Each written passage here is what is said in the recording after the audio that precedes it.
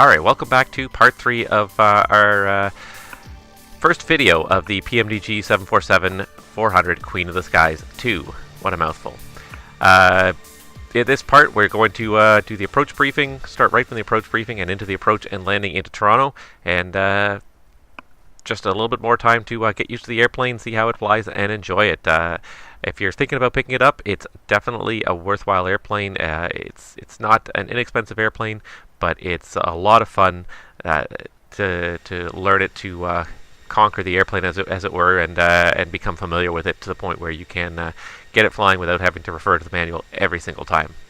So I've got to that point now already, and by the time I've recorded these videos, but I hope you still find them interesting. And without further ado, let's get into it. Let's hop back in the flight deck and let's start getting ready. And while we're at it, let's just make sure that all the panel lighting is up as well, because it's going to start getting it's like the sun's going to start to go down a little bit here. We're kind of heading away from the sun. Just make sure that all that panel lighting is on nice and bright so that we can see everything. Looking good. Alright, and I think what we'll also do here, so we'll get ready to grab the ATIS in Toronto. We could do it the old-fashioned way through the radio, but it's usually just easier, and then we also have a permanent record of it if we do it. Runway 24 right. Departure. Via the ACAR system. 3. Advise ATIS information. Uniform.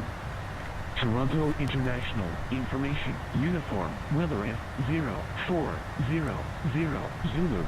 Wind 320 at 13. Visibility 153,500. Overcast. Temperature 0 dew point -7. Altimeter 3003. Approach ILS runway 24 right. Departure runway 23. Advise ATIS information. Uniform. Toronto International Information. Uniform. 3003 on the altimeter, so we got that ready to go. And while we're at it, let's get 2577 pulled up, because we're going to be in the airspace before we know it. Alright, and yeah, so it was the ILS runway 24 right, so we're going to go ahead and make sure that that is all set up in here. So let's just do this via route ILS 05, not even close, so let's go ahead and change it all up here.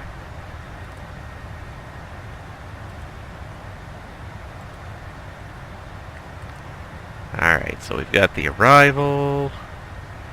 We're coming in via Eisenman. And then let's just go check the legs page and make sure there's shot.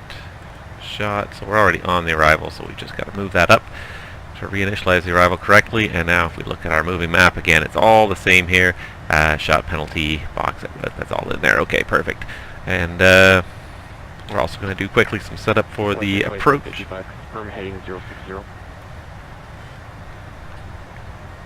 So we're going to get ready for the approach here. So let's see here, the ILS runway 24 right. So we'll just pull up the FMC, make sure that the nav radios all agree. 1093, 237. Excellent. That's all correct. And the barrel mins here on the ILS 24 right 796. It's a beautiful day, so it shouldn't be an issue, but we're going to set them correctly anyways. It takes a little bit of getting used to setting the baro and the mins, the altimeter and the mins on this airplane, because it's grab the knob and spin, as rude as that sounds, but it's not, you can't use the scroll wheel on it, which I guess is how it works in the real world. You just twist and hold it, and it starts changing faster and faster the longer you hold it. So I guess that's how it works in the real world. It just feels very kind of, I don't know, just a little bit awkward, perhaps. Not what I'm sort of expecting anyways. Alright. But regardless, I'd say we're good to go here for an approach briefing here right about now. So let's just pull out our charts, make sure we've got everything that we need ready to go. Alright, so we're going to start with the, actually before we do that, we should be putting in some approach speeds. 24 right's a pretty decent runway in Toronto. Don't think we're all that heavy, to be honest. 465.9 for gross, so we're going to go ahead and do the flap 25 landing so we can copy the numbers down. And there we go. We've set the rest speed for landing, and if you look in the corner of the PFD, you've got your flap setting and your rest speed in the corner there now. Push at 2755. Turn left heading. So,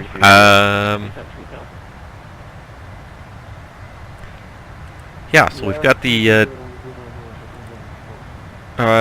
landing distance is checked and the speeds are set, and we're doing the Uber 2 arrival into Toronto, which we're already on. Jepson plate 10-2 Echo 5, and the notes are pretty straightforward for Toronto, jets only. We just passed shot, we're on our way to penalty. After that we're going to hit box. Tango Romeo, wind 010 at 9, clear land runway 12. And then we're going to hit Ebgag, Nakbo, Nuber, Rockto at 250 knots between 15 and 11,000, that's in there. Pango. And then for 24 right, we're going to go Verco at 220 knots. Mayrod at 210 knots between 4,500 and 3,100. Deckney at 210 at 3,000. And Davno at 210. And continue on 057 vectors until we get to the ILS runway 24 right.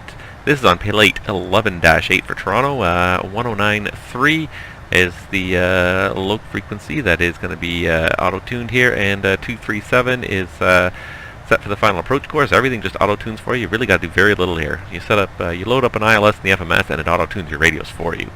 It's a really neat feature to this aircraft. Some really fantastic avionics. Glide slope check height at NOAA. So back to the legs page for this, and scroll through a couple of legs. Oh, I just saw it there. NOAA 1970, and the ILSDA again 796 Barrow. We've got it set. The touchdown zone at 546, and you can see the landing altitude down here says 600 feet. It's probably pretty small, but it says 600 feet, so that's checked. And MSA is east of the field is 3,100 feet. The missed approach for 24 right is climb on a heading of 237. And then until we get to 1.5 DME from INV, and then at the left turn, heading 189 and intercept the 189 radial to Petfo intersection and hold at 3,000. The rest of the notes fairly standard for Toronto. Try not to land on taxiway Charlie, and no procedure turns. Reliable only within 10 degrees of centerline. It's all good. SSALS rails, Pappies, 5,000 foot RVR or mile required. For the taxi in, we're going to head to Cargo West is the plan. If I can figure out the parking spots correctly in GSX here, we're going to try to head there and get these guys to park us there at one of the spots here. We'll say 503 or something like that. And yeah, terrain 3,100 foot MSA. Weather is well, weather is what it is. In Toronto, it's not too bad actually. 3,500 overcast. Visibility 50 miles. Good stuff. Weather operational. Not too much I can think of really. And fuel. Our alternate. Let's see here. Just see if I can find the flight plan here. Find the alternate fuel, although I put it in the FMS, but I do like to check it again against the flight plan. So I can't seem to find the flight plan here. Alright, Tango Romeo, good taxi, golf, favors at your discretion.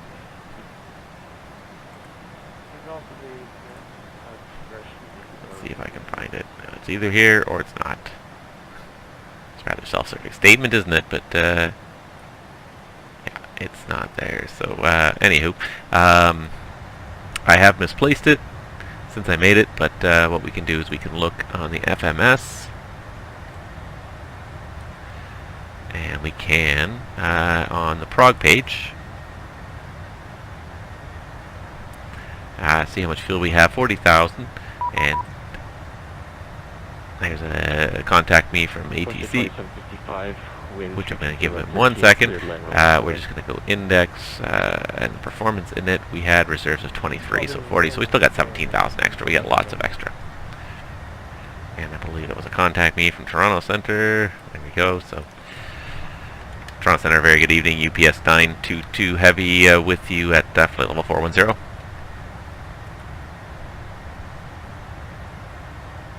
UPS 922 Heavy.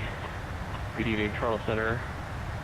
Runway 24 right. Altimeter is 3003. Information uniform is current. And sorry, UPS 922 Heavy has squawk 0511. Okay, squawk 5011 for UPS 922 Heavy, and we copy 24 right. We have information uniform. Thank you.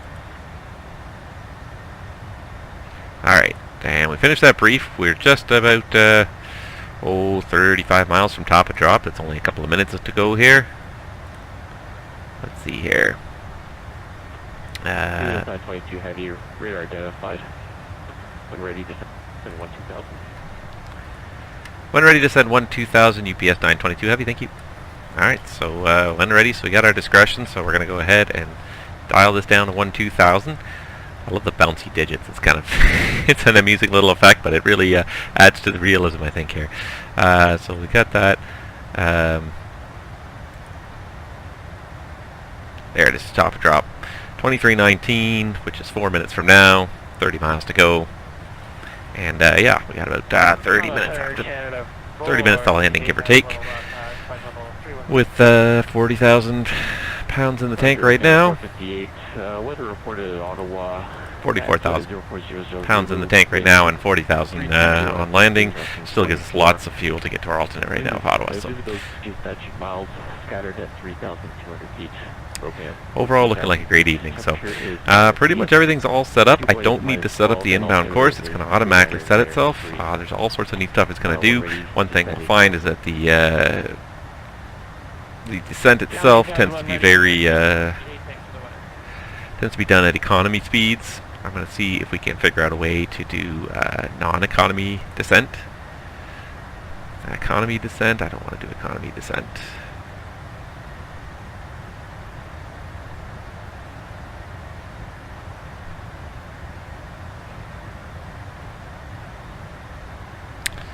I've got to read up more on this FMS. It's a fantastic airplane, and there's some fantastic documentation, but it takes a lot of time to read through it all. I'll tell you that much. It's just so much of it there. So let's just take a few more moments before we start our ascent in Toronto and just enjoy the external shots here. That is a just fantastically built model here. And the fact that you get so many models when you buy from PMDG with the 744, you get the freighter version, you get the domestic Japanese version with super high density seating. You get two different freighter versions. It's absolutely fantastic.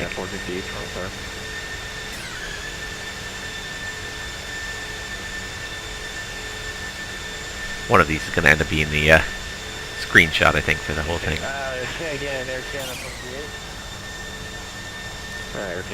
And even the individual engines, and you can see just so much detail here.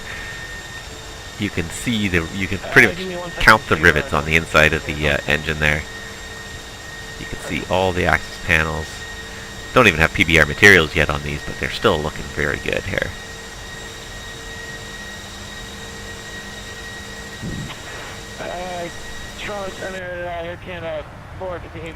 Alright, we're just about top and drop. We'll get a couple more gratuitous exterior shots just for the joy of it, because it really is a fantastic looking airplane. And just so much detail going on. I'm just starting to crack the surface of this, and that's one of the things I love about PMDG products, is that you can spend a lifetime learning what they've done here and figuring it all out. And I haven't had anything really substantial happen yet, but you know when something does, you're going to need to pull up the QRH and follow it, because if you don't, if you just try to wing it, it's not going to work for you. I've tried to do a few flights, and some things have not worked as well as I would have liked, and that's partly because in some cases I tried to speed through the procedures. It really takes a while to learn these procedures.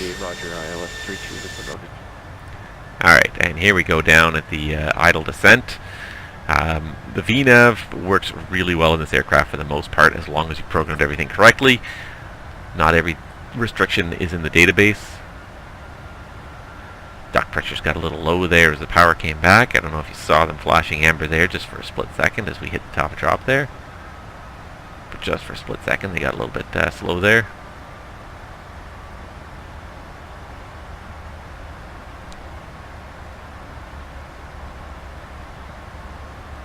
Alright, but she's keeping up a nice, good, fast descent for us, so that's good. So now that we're starting down, let me pull up my checklist. We'll do a quick descent check. Alright, descent check. Recall. So just make sure that no messages have been come up that we've forgotten about. Recall is checked. Auto brake. That's the one thing we did not set as part of our briefing, which I should have. And it's just in an awkward spot here. There. That's a really awkward way to look at it, but it's just in a very awkward spot. I'm going to go with setting 2 for this landing. There we go, better. But it's just hidden right behind the seat here, so it's really hard to see. Some aircraft is over here, some aircraft is over here, but that's just a really awkward spot in this aircraft. But what can you do? Anyway, auto brake is set. Landing data. We've got VREF of a 136 and minimums of 796. And approach briefing is complete. Descent checklist is complete. Down we go.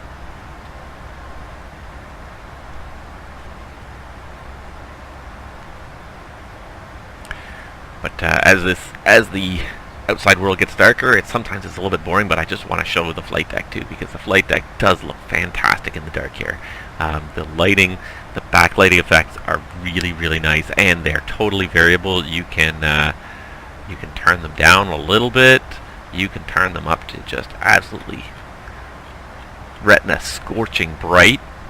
I like it right about the middle. I think the middle is nice. It lights them up so you can see them well without being ridiculously bright. Absolutely fantastic though. I notice we have nacelle anti-ice on. We probably don't need that right now. Still a manual airplane in some senses. The anti-ice you still have to manage manually. It's not a bad thing per se. I fly an airplane that has an automatic de-ice system, and you just literally sit there and watch it. It detects ice, boom, it just opens up all the valves by itself. It's a fantastic system. Makes you a little bit lazy. That's when you've got to monitor things. Things like fuel. For the short legs, not so bad. Each main tank is fed by its own respective each engine is fed by its own respective main tank, which is great. But when you've got fuel in the center tanks or the reserve tanks, you've got to manage the pumps, turn them on and off to use up the fuel out of the center tanks first, as in like I think most aircraft with center tanks have to. But there's definitely some management required. The ICAS system will pop you up a warning if you're not properly configured for the current point in time, which is great. That really helps. Other things to watch out for. There's not too much really else to watch out for that I found yet. Watch to make sure that all the doors are closed and armed before you leave. But everything in this system, in this airplane for the most part, is fairly automatic. Even the ECS system, it controls your ice, your wing and your engine anti-ice, but even that is fairly simplistic.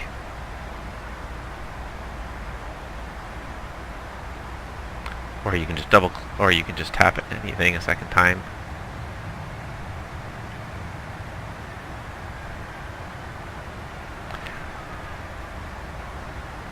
The trouble with flying with the auto throttle sometimes. Somehow it got a split second of feedback from my joystick, and because I'm in hold and the auto throttles are not actively engaged, it just rams them forward. Not the smoothest descent in the world, but that's okay. Now I'm looking at the VNAV here, and we seem to be just falling a little bit off the VNAV path here, so I think we might have to hit some speed brake here just to help slow us down. Meet the restrictions up ahead on the star.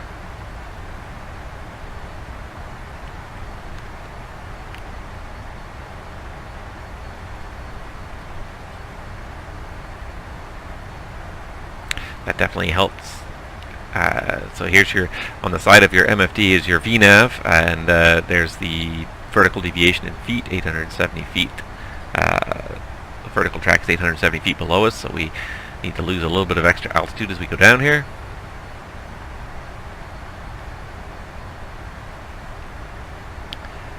But not doing too badly here. But this airplane definitely takes quite a bit of getting used to. It's not hugely complicated compared to the MD-80. The MD-80 is quite a lot more manual, quite a lot more managing the airplane. This one is, once it comes down to it, it's fairly simple.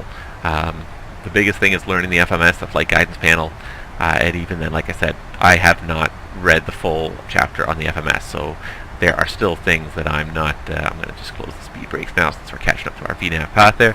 There are things that I still have not figured out in this FMS, and I don't claim to be an expert on it by any means, but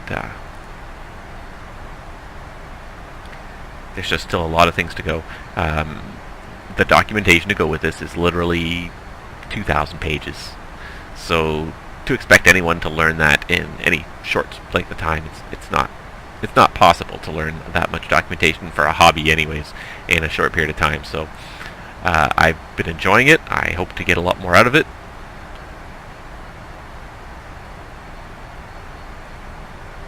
We have to slow to rock toe at 250. I think it's time to start slowing manually here. It's supposed to slow on its own. I'm not really sure that I trust it.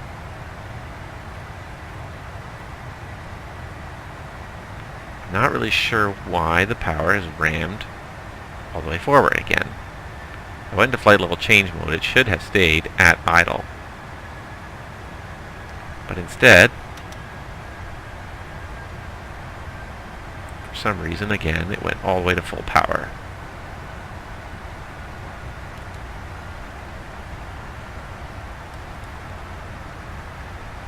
Alright, now that we're about to enter the cloud layer, we're going to go ahead and get the cell, anti-ice on again, speed brakes extended. Yeah, that's fine because we're slowing. Okay, there's 18,000, transition set 3003, and this one I just need to pull up so I can see what it's at. 3003, there we go. Trying to slow the rock to 250. Heavy, descend to 8,000. Descend 8,000, UPS 922 heavy. Unfortunately, it's left me a little high and dry now. It was supposed to be between 11 and 15,000. We're going to be 2,000 feet high, trying to lose the speed here. Oy. We might just make it down, actually, once the descent resumes here, now that we're getting back to 250 knots. And probably the VNAV does not do a bad job in this airplane, but I find sometimes it's not quite where it needs to be, so looks like we're going to get back into the cloud deck here. We're going to get our any jump seaters we might have there seated again. We're going to keep the speed brake out for just one more moment here while we try to get down to 15,000 by rock toe, which is going to be close, 2.2 miles. We got a pretty good descent rate, 2,000 feet per minute going on right now. We're going to be close.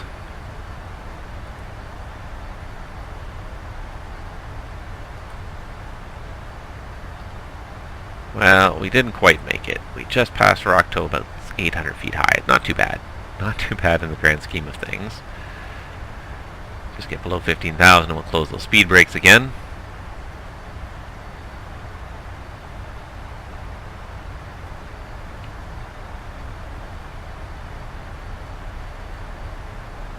There we go, we'll close those up. And away we go. This really is, it's a fun airplane to fly. There's good systems to it. Fantastic systems, really, I shouldn't say good. Good is not a good enough word. But there's some fantastic systems put together here. It's a good airplane to fly. It really is. And the avionics make it really not too difficult to deal with. So there's that green arc that shows us when we're going to hit our selected altitude of 8,000. I put a little more speed brake back in there again. It's a little bit unsteady as we're going down to this cloud deck here, but we'll keep an eye on it. We've got to do the whole downwind and spin back around the other way, so it's not going to... We got a little bit of time still.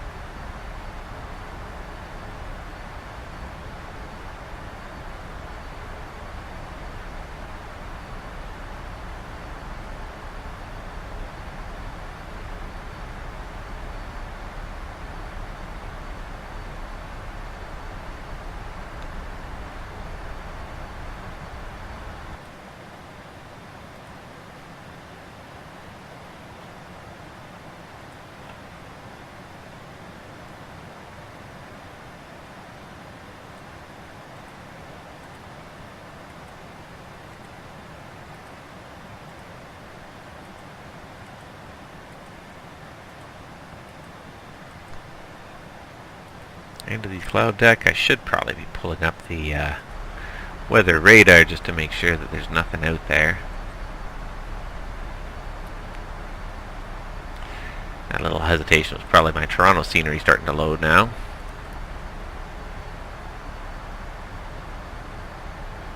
There's some nice click spots right below the MFD here. There's a nice little click spot that brings up a nice little radio stack right here, just to help you out. And the nice thing on it again is the weather radar here. Where are you currently directed?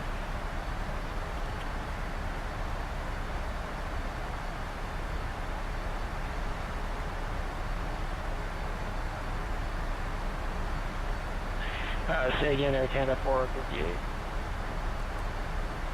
Air Canada 458, I see you deviating off course. Where are you currently direct to? Direct Texan for Air Canada 458. Alright. We're going to start bringing the speed back to 220 for Verco. Okay, Air Canada 458. And here comes 10,000, so let's get the lights on as well. Direct text and descend 3000. Descend 3000, continue direct Texan, Air Canada 458. Sorry about that. And we'll get the wing anti-ice on as well with the air temperature, total air temperature sitting just below freezing here. Make sure we don't pick up any ice out there.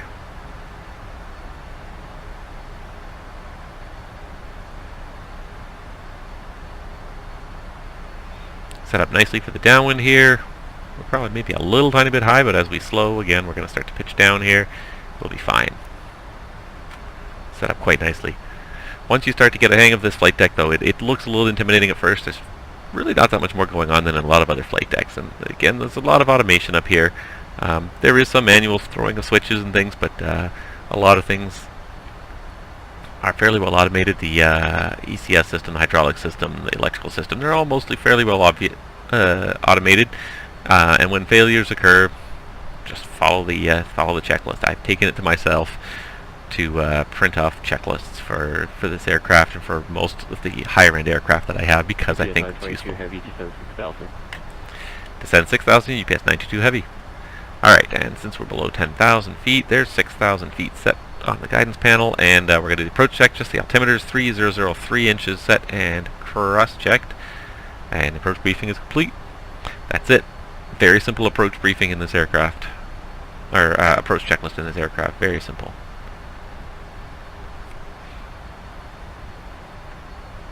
Now we're going to start to put some speed brake out there again because I feel like we're not quite descending fast enough on this here.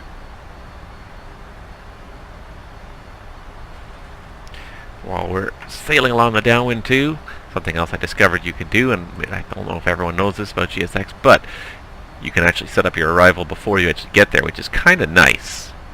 I really do kind of like that. Gate. Let's see, do we have any of the 500 gates in here?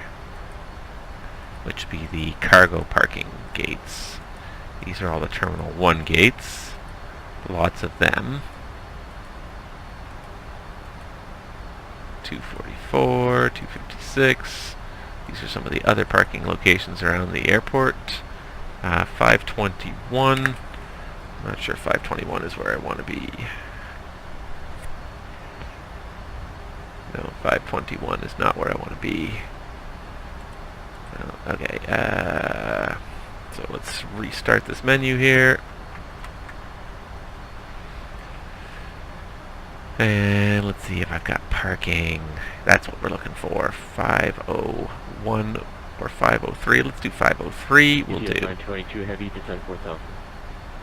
Descend 4,000 UPS 922 heavy.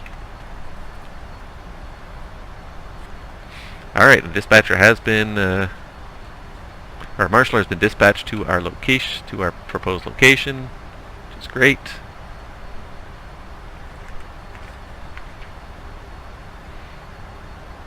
Air Canada 458, turn right. And if you're wondering about flap speeds, they are placarded directly in the aircraft here. Flap 1, 280, flap 5, 260, all right above the landing gear there. Just To make it a little easier for you, we're well within the flap 1 speed, so we're going to go ahead and get flap 1. That should increase our descent rate a little bit as well. Start to get us configured. Takes a little while for the flap 1 to come out, but there's the flap 1.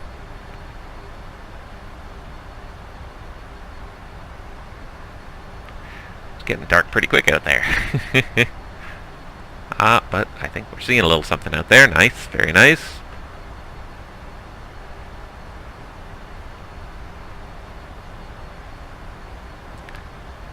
Start to see some highway. That looks like down to airport right there. We're going sailing right over. Perfect, so we know right where we are. But it's still a little murky out here. And we still need to probably leave the anti-ice on for a little while longer as we seem to be getting back into the clouds again. Alright, speed has to be 210 at Mayrod. Supposed to be 4,000, between 4,500 and 3,100 at Mayrod, so we're doing okay, but we're going to increase our rate of descent a little bit just to make sure we meet that restriction. Especially as we slow to 210.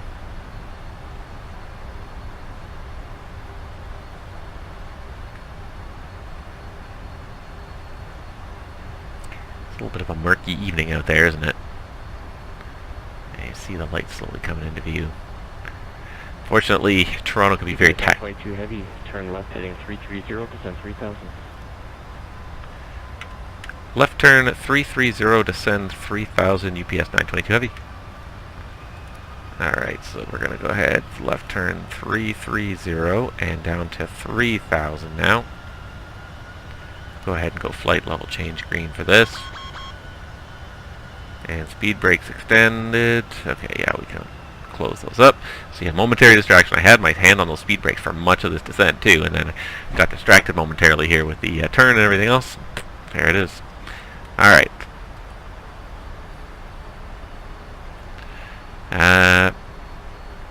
Let's do Ebdal inbound 237 execute, and there's the 237 inbound course. Looking good. And let's start getting the speed back, because this airplane can take a while to slow down. Perfect, just as we're leveling out here, 190. And let's go ahead, flap 5. Drop our lower limit just a bit and give us a little margin. UPS 922 heavy, turn left heading 270, H to localizer, clear ILS 24 right approach. Left turn 270 for the intercept, clear the ILS 24 right, UPS 922 heavy. Alright, 270 on the heading. And Air Canada 450, approach mode is armed. Low glide slope armed. Left heading 020, Air Canada 458. And I believe we have ground on as well, so I'm going to make sure I pull up that frequency before we get there, just to save some time. Just a quick little flip-flop once we get there, 2165. Alright.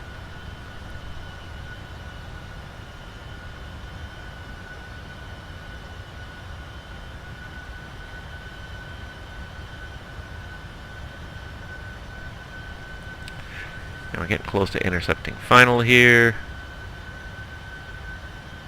Need to see the loc and the glide slope come alive. Looks like the glide slope is just coming alive, so let's start getting the speed further back here. Let's go speed 160. And let's go flap 10.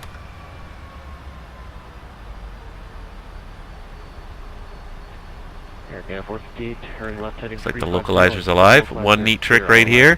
Heading 270 right now as soon as it intercepts the loc. It's a neat trick that the 744 does, and it's fantastic because every pilot does it anyways. Wait for it. Here comes the loc. And as soon as you switch to loc mode, it automatically syncs your heading bug to the inbound course. Simple. The simplest little things, and yet it's such a fantastic idea because it's something that every pilot's going to do anyways. Why not automate it and not even leave it to chance? Here comes the glide slope. There's glide slope, and go around altitude 3,000 feet is set. It's a little bit of a sloppy intercept. She kind of went sailing right through there, but that's okay. She'll get it back. Air Canada 458, he's turning the wrong way. If I can get you to turn... Wind's even pushing us back towards the 90. airport here, but... The localizer for ILS 32. But anyways, alright, and let's go ahead and go gear down, flap 20, and let's just make sure the speed brake lever is armed. 922 heavy, wind 320 at 13, clear to land runway 24 right. Cleared to land 248, UPS 922 heavy, thank you. Cleared to land, taxi lights are on, and we're looking pretty good here. And we're coming up to NOAA, so we're going to go ahead, bring the speed back a little bit more, and go flap 25. Let's bring the speed back to 141, ref plus 5. And the before landing checklist. And there goes NOAA 1970, go around altitude is set. Landing checklist, speed brakes are armed. Landing gear landing gear is down, and flap is 25. Landing checklist is complete. Cleared to land. Runway is right at our 12 o'clock there. Looking good.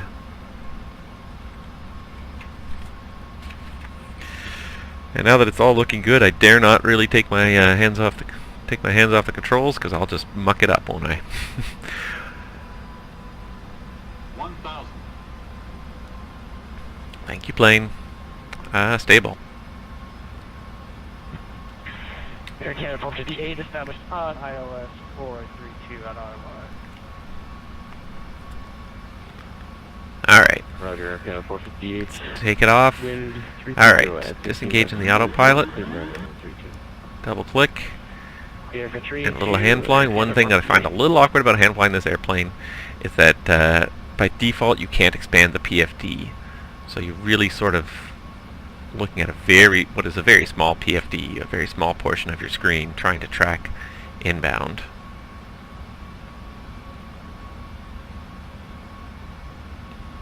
And she does handle like a heavy aircraft, that's for sure. Sluggish. Approaching minimums. Checked. A little bit of a crosswind we gotta compensate for here. Minimums. Landing.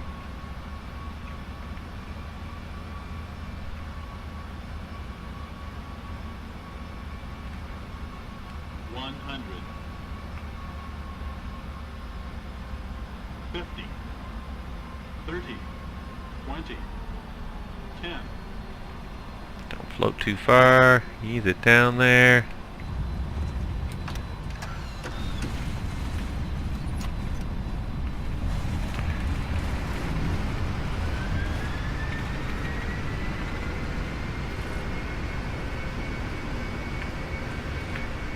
Unfortunately, I need rudder pedals. Steering and grabbing the wrong. Alright, we'll take the auto brake off and we'll make this next turn off here pretty easily. Maybe need to add a little bit of power. UPS 922, welcome to Toronto, exit right, and report clear. Right turn, UPS 922. We're going to take the right turn right here. Air Canada 458 going around too high. Roger, Air Canada 458, maintain runway heading, climb 4,000. Up to 4,000, Air Canada 458. Maintain runway heading. Entirely too much going on here.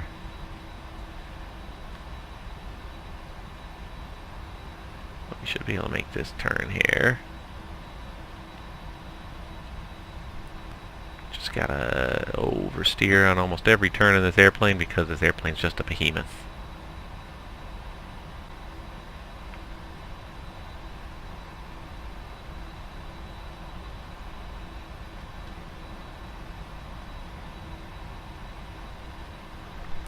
Alright, and a quick little after landing flow before we call for taxi, just because it's awkward to do everything all at once. Now, got the ICAS messages up there just because the ATIS is still open there. Alright, so speed brake, just make sure it's stowed. And AP we won't start yet, exterior lights we don't need. And with the radar auto brakes should be off, and I can't even see from this. Turn right, heading 050. Can't even see from this spot, but the auto brakes go to disarm, so we just flick them off. And flaps up. There they go. A UPS 922 Heavy is clear on Delta 4 taxi for Cargo West, please. We should have the strobe light off. 22 Heavy, taxi Delta 4, Delta Echo, Echo Bravo, aprons at your discretion. Lights on. Okay, that's taxi Delta 4, Delta Echo, and Echo Bravo, apron our discretion, UPS 922 Heavy, thank you. Thought we had a ground controller, but I guess we don't. I guess he must have gone offline. I haven't looked to see if he's there, so give her some power. It takes a fair bit of power to get this beast moving, but once she starts rolling, she keeps rolling. So you really have to sort of give her and then lay right off once she starts rolling, especially if you got to make some turns. I find that 10 knots is pretty much really the maximum you want to make any hard turn in this aircraft, just because you need some time to deal with it. I've gotten pretty good at it just from my month or so of practice, but it takes quite a little bit of time to get used to the oversteering. The nose wheel is behind where you sit on the flight deck. It's about where the flight deck door is. So trying to make turns and keep all the wheels on the pavement, you really have to oversteer quite a bit. Not a whole lot, but you definitely have to go a little bit past where you think you should be. Don't put yourself over the line. Put that flight deck door behind you over the line. If you keep the flight deck door over the line, you're going to keep the nose wheel on the line. Say again, heading Air Canada 458. Air Canada 458, turn right, heading 140. 140 Air Canada. But welcome to Toronto. Combining Fly Tampa Toronto with the PMDG 747. My computer is not dying. It's slowly bleeding out, I think, with the frame rate just turning to almost nothing, and it's because I can't help it. I love the dynamic lighting in Prepared. So much nicer than the non-dynamic lighting in the old lighting systems. All right, this is Echo, so we're going to make a left turn here. So again, that yellow line should be behind you. If you do that, you'll put the nose wheel right on it, and your wheels will not go off the end. I mean, look at that. If anything, I've overshot a little bit too far, but definitely not putting any wheels off the edge of the taxiway at this rate.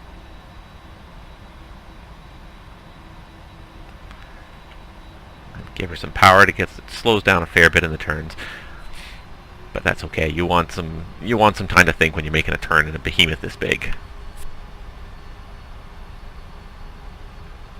But again, add a little bit of power. It takes a fair bit of power to start it moving, but then it just sort of takes off after a certain point.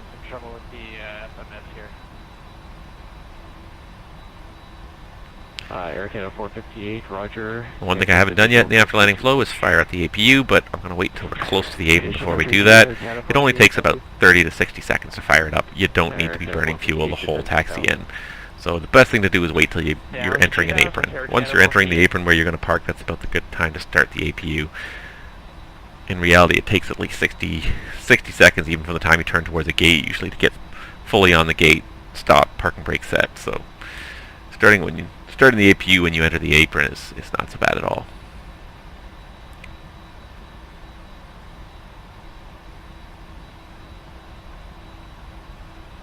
Alright, Cargo West is coming up ahead. It'll be the next left turn past the FBO and everything else here.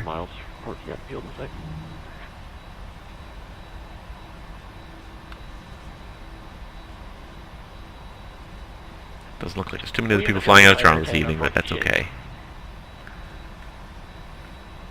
There's even 3 different taxi lights on this aircraft, and they simulate different combinations of them too. So there's side lighting, side taxi light. Air Canada 391, good evening, stand by. You don't really see a whole lot with it. Visual 3-2 approach. I think I saw it out the corner there. It really does illuminate the side. But there are some aircraft that only ever had that light. Those side lights that never had a light on the nose wheel. Clear for the visual on 3-2. But some of them do. PMDG simulates all the different variations, which is just great. Air Canada 391. Alright, here comes the cargo apron. So now we're going to go ahead, look up here, and start the APU. Hold it there for a second. And you can always check it on the status page.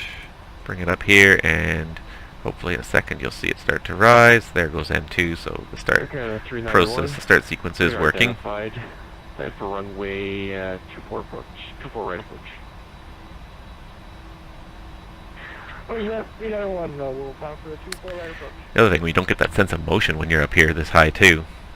Being 30, 40 feet off the ground, you don't get that sense of motion. You don't realize you're doing 20, 25 knots down the taxiway because it's just, you're so far above that taxiway. Alright, hopefully I'm not going to get cut off by any Fly Tampa vehicles here. Alright, I've overshot a little bit I think, but that's okay. Takes a little while to get used to this thing. It really does, but the one nice thing, of course, about FSX versus, or prepared versus the real world is that you can actually look outside to see how you're doing, to see how you're tracking the center line, see how your wheels are tracking. Something you don't get to do otherwise. Alright, here's all the vehicles. Air Canada 18 heavy. Where is the marshaller? Why do I not see the marshaller? Just going to try and look and spot him, because he should be... no, I don't see him. I see all the vehicles except for the marshaller. Air Canada 18 heavy, radar identified. Set for runway 24 I think he might be stuck in the building. 3003, information Victor is current. Alright, but we'll say marshaller in sight. Taxi light off. Dome light on. We're just going to have to self-park, unfortunately, today.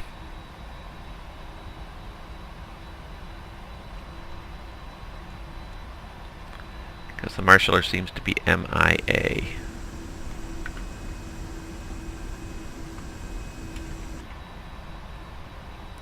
I'm not sure which of these is actually supposed to be 503. I think it's this one here, with the tow bar aimed at it.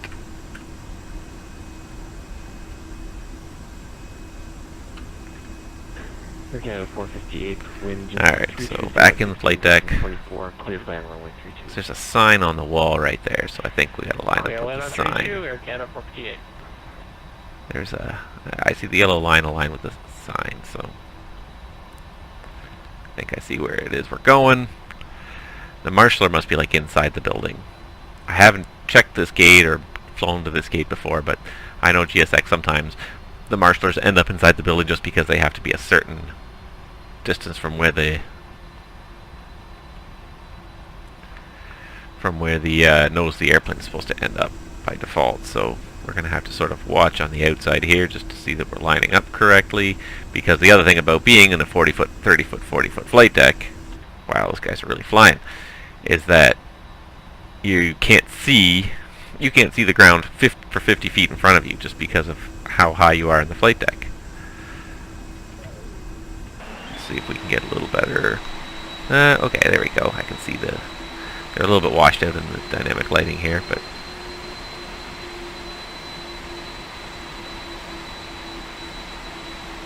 take the forwardmost spot just because we probably need it for this airplane. Alright, set the parking brake. A very important thing to do when you shut this airplane down, make sure you manually transfer power to the APU. It will not automatically go to the APU generators once the engines come off. It'll just simply drop all the electrical power offline. So make sure you shut off those generators. Perfect. Then you can go 1, 2, 3, 4. Shut off all the engines. And we can shut off all the hydraulics except for number 4. You want to leave an aux so that there's still brake pressure being applied to the parking brake. Turn off all the fuel pumps. Make sure the packs are how we like it. And then call for the shutdown checklist. Shutdown checklist. Hydraulic panel is set. And fuel pumps are off. Flaps are up. Parking brake is set, fuel control switches are off, and the weather radar is should be off as well. And there you go, shutdown checklist is complete, and now we can start bringing up things to get us unloaded here. GSX, do your thing. There we go, request deboarding. And GSX will deboard all sorts of fantastic stuff. And I'm assuming it's going to pull up some stairs in a second here. Kind of assuming, but I don't know for absolute certainty. What are you doing, GSX? Everything's just... Everybody's just sitting there. What the heck? Did GSX crash? Exiting right onto Delta. Or are they waiting for me to shut down? Alright, well, anyways, while we're waiting for that, important things to do here. From our FS actions is ground connections, so make sure we set some chocks, and then we can request ground power so we can eventually turn off our APU. Now I'm making it think too hard. There's a ground power. What is going on with GSX? What happened to...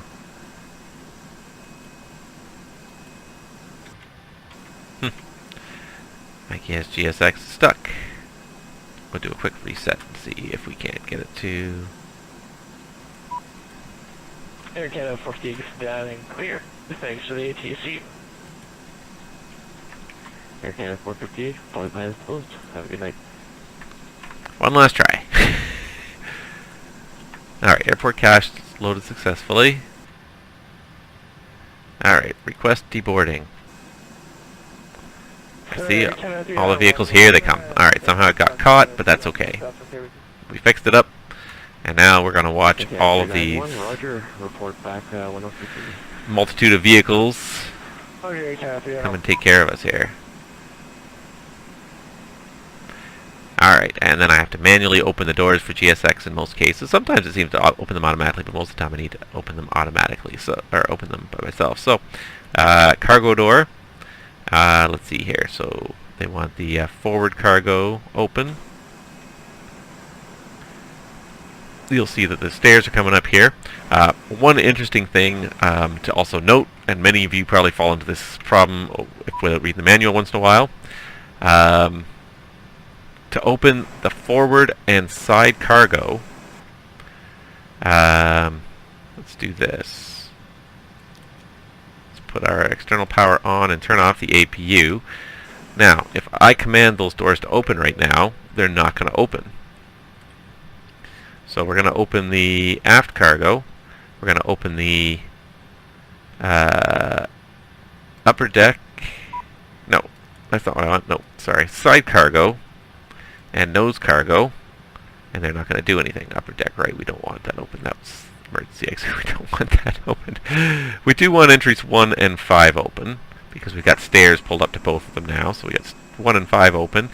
But what you'll notice is that while I was able to open the lower cargo hold, I was not able to open either the nose or the side, the large side door, and that's because you can't have power on the aircraft buses.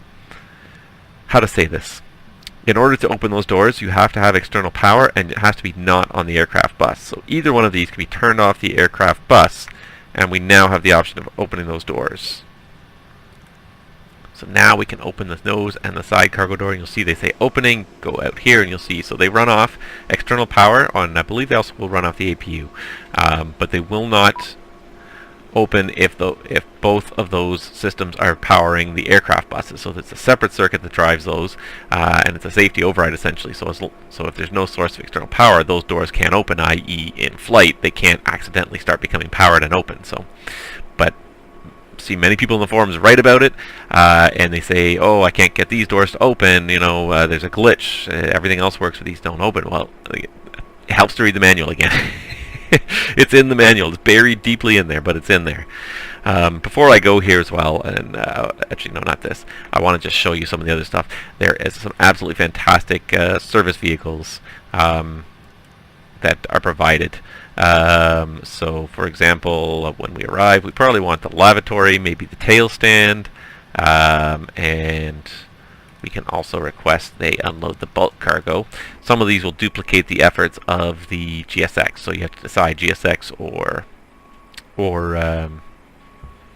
PMDG. So, for example, there's a loader at the side, but there's no loader at the front. I can get a loader at the front through the PMDG system. Let's see here, service vehicles, and not forward and aft cargo, but nose cargo request. And it will drive up a PMDG labeled vehicle. You won't actually see the one thing you won't see with the PMDG vehicles like you do with GSX. GSX, I like GSX just because you see the cargo coming out the plane. The PMDG vehicles won't do that. But they're still nice vehicles. They're still really good. Where is that vehicle? They also are staged. If vehicles will interfere with one another, here it comes. Vehicles will interfere with one another. They won't let them all go. Oh, driving into the building. Fantastic. Thank you. That'll cost us. So there's the lav being drained. I don't know if you saw the tail stand drive up. Here's the nose cargo driving up. It's just fantastic. You know, the level of detail that it goes to. The only thing missing is what GSX does, and that is actually rolling bins out of the airplane. Is about the only thing missing from PMDG services. But otherwise, the PMDG service vehicles, you've got everything to do a turnaround. Every system, every service that an aircraft could need. You can even call up the maintenance van if you want. So let's call the maintenance van. I don't even know where he's going to sit necessarily. But there's don't really have a very good view of it, but there's the tail stand. So when we're loading and unloading cargo, oh, I saw the maintenance van driving up. So here comes the PMDG maintenance van coming up, and they'll drive up and you'll be able to do maintenance. So things you can do like you can refill oil and hydraulics. Air Canada 18 heavy. So let's see here. Ground maintenance. So things you can do. You can refill hydraulics, engine fluids, bottles, replace tires, broken tires, reconnect the IDG, store the rat. All sorts of things you can do for the ground maintenance as well as then you have the actual aircraft maintenance, which is under PMDG, aircraft failures, and all systems, and then you can see maintenance. So random, I've enabled service-based failures 4 times the normal rate, just to try and get something to happen eventually. Next service in 56 hours. So when I've flown this airplane for 56 more hours, I'm going to have to call and ask for service all to get the maintenance to come and do the regular service checks on the aircraft to make sure that nothing breaks prematurely. If you don't do the regular service checks, things might break. So anyways, I feel like I'm just rambling on. But I hope you've enjoyed this, my first look at PMDGs 747-400. It's not my very first look. But it's still one of my first chances to put a really good video together with it, with some good ATC online. So I hope you're enjoying this, and I hope you know, if you get a chance, this is not an inexpensive airplane. By no means is this a cheap airplane, but I hope that you'll give it a chance. It really lives up to the Queen of the Skies moniker. It's a large, heavy aircraft. It's a lot of work to manage, and yet, but a lot of fun too once you get the hang of it, and a lot of learning, a lot of realism put in there by PMDG. They do what they do best, which is to create an almost completely, totally immersive system. The only reason I had to look away from the prepared screen pretty much during this flight was to look at the flight plan and to look at vPilot, and that was pretty much it. Everything else happens through that ACAR system, which is just fantastic. So, anyways, thank you very much for watching, guys. I hope this hasn't turned into too much of a ramble for you, but I really am enjoying this airplane. You'll see me flying it a fair bit. It's my only real long-haul airplane, so you'll see me fly it anytime I need a long-haul airplane. But I'm enjoying learning its capabilities, getting used to the systems and the complexity and the depth that's there, and referencing the parts of the manual when I need to for new things that I haven't learned yet. So thank you very much for watching the channel, guys. Hope you guys have a great rest of your day, and hopefully I will see you again out there very soon. Happy flying.